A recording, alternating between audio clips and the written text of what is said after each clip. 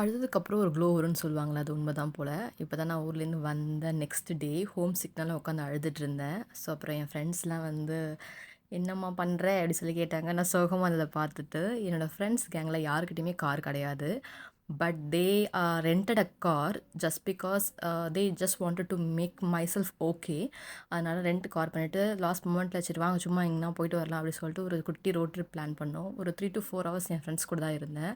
நான் வந்து ஹோம் சிக்ன்றதே மறந்து, நான் எப்படி சொல்றது, என்னோட ஹார்ட்டில் இருந்த அந்த ஹெவி ஃபீலிங் எல்லாம் 100% பர்சன்டேஜ்லேருந்து 10% வரைக்கும் என்னை கம்மி பண்ணி என்னை திருப்பி அனுப்பிச்சி விட்டாங்க. அந்த அளவுக்கு என்னை வந்து சிரிக்க வச்சு அப்படி அனுப்பிச்சி விட்டாங்க. எங்கள் வீட்லேருந்து கிளம்பும்பொழுதும் எங்கள் அம்மா வந்து தே சே லைன்ஸ் லைக் இந்த மாதிரி இவ்வளோ சொந்த பந்தம்லாம் இருந்து நீ ஏன் இங்கே போய் தனியாக கஷ்டப்படணும் அப்படிலாம் கேட்பாங்க. It's common thing no. அப்போது I just want to show my mom and to everyone, maybe show off பண்ணுறது கூட வச்சுக்கோங்க. இங்கே பாருங்கள், எனக்குன்னு எங்கேயும் சொந்தங்கள் இருக்காங்க. இதெல்லாம் வந்து தானாக சேர்ந்த கூட்டம், இல்லை எப்படி சொல்லணும், என் அன்பால் சேர்ந்த கூட்டம்.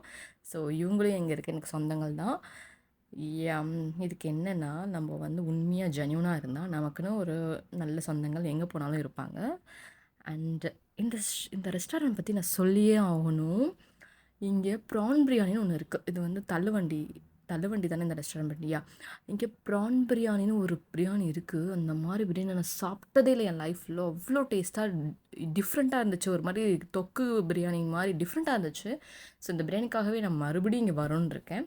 அதுக்கப்புறம் நாங்கள் சாப்பிட்டுட்டு ரொம்ப நாள் நடந்ததெல்லாம் பேசி சிரிச்சிட்டு ஃபன் பண்ணிவிட்டு அப்புறம் அவங்கவுங்க வீட்டுக்கு வந்து எல்லோரையும் ட்ராப் பண்ணிட்டாங்க எங்கள் அண்ணாஸ் ஃப்ரெண்ட்ஸ் எல்லாம். அதுக்கப்புறம் நிம்மதியாக கொஞ்சம் தூங்கினேன் அன்றைக்கி. That is for the day. Tata, bye bye.